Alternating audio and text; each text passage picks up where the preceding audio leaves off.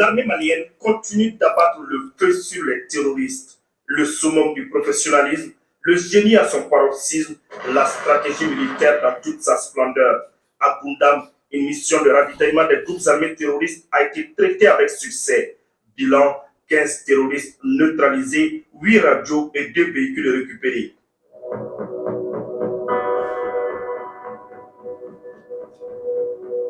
Au cours d'une patrouille à Tombouctou, 4 suspects terroristes à bord d'un véhicule Toyota rempli de motos neuves à 20 km de Zouéra ont été interpellés. Ils ont été remis aux autorités compétentes pour enquête. Dans la région de Gao, plus d'une cinquantaine de motos de 125 cm par cube interdites sur le territoire a été saisie.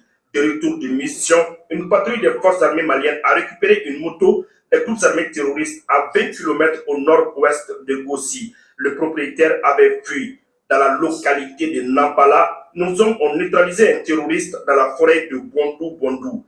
Ils ont aussi récupéré 15 motos et détruit plusieurs petites bases terroristes. À 45 km au sud-est de Doro, dans la localité de Gao, les vecteurs aériens ont envoyé la foudre sur les ennemis. Une vingtaine de terroristes neutralisés et leurs motos détruites. Un camion chargé de matériel logistique à 100 km au sud-ouest de Gao et à 45 km au sud-est de Doro a été traité. Après une période de surveillance, les vecteurs aériens ont effectué plusieurs frappes de précision sur les positions des groupes armés terroristes dans la localité de Banamba. Bilan, plusieurs terroristes neutralisés et des motos détruites. Les opérations se poursuivent.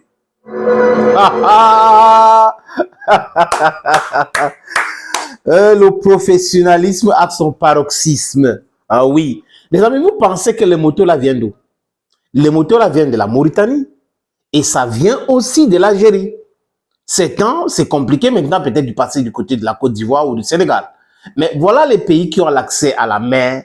Et ces pays-là utilisent leur port pour aider la France à déstabiliser le Mali.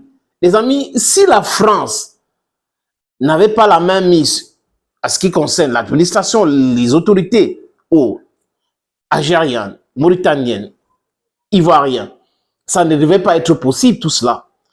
Le Mali et les pays du Sahel subissent ce qu'ils subissent aujourd'hui parce que on a des esclaves dans la maison. En Côte d'Ivoire, il y a un esclave appelé le dramatique Ouattara. En Mauritanie, on a un esclave appelé Mohamed Ould Ghazaoui, un corrompu jusqu'aux os. Et un cynique en Algérie, un corrompu Tebboune. Voilà des gens qui permettent à ce que les pays dignes. Parce qu'en fait, les amis, le peuple mauritanien était un peuple digne, était un peuple foncièrement panafricain. Le peuple algérien était un peuple aussi, un peuple foncièrement panafricain. Le peuple ivoirien aussi adore l'Afrique, aime l'Afrique, veut l'unité de l'Afrique, veut que l'Afrique avance. Mais ces dirigeants qu'on n'a eu pas malheur à la tête de nos nations pensent que c'est l'argent, l'argent, l'argent. Et pour avoir cet argent-là, il faut être en complicité avec l'impérialisme. C'est ce qu'ils sont en train de faire. Les motos qu'on a bombardées, neufs, le camion qui porte les armes, le pick-up qui porte les armes. Ces armes-là ne sont pas fabriquées dans le désert de Tombouctou. Ça ne s'est pas fabriqué dans le désert de Sikasso ou le désert de Kidal ou ses environs. Non, il n'y a pas des industries de fabrication d'armes là-bas. Ça vient de l'Occident. Et il ne peut qu'avoir un seul pays en Occident qui peut acheminer ces armes-là via la Mauritanie et via aussi l'Algérie. Voilà la vérité dans cette histoire. Mais ils doivent savoir aujourd'hui que la même malienne d'aujourd'hui n'est pas la même malienne de Ibeka. Non, non, non, non. C'est la même malienne de Assimi Goïta. La même Burkinabé, c'est la même Burkinabé de Ibrahim Traoré. La même Nigérienne, c'est la même Nigérienne de qui? De Abdourahmane Tiani. Il n'est pas question que on va vous laisser entrer, faire comme vous voulez à l'époque de Rochemar Kabore pour le cas de Burkina Faso, Ibeka pour le cas de Mali. C'est plus, je veux dire, l'époque là est revenue. Hein. Il faut intégrer ça.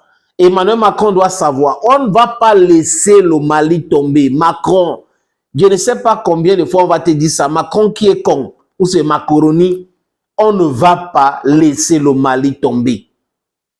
vous devrez organiser votre économie comme ça se passe partout ailleurs.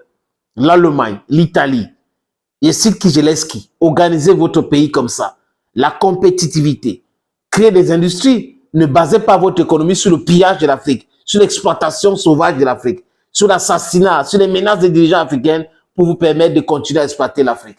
Cette époque-là is far gone.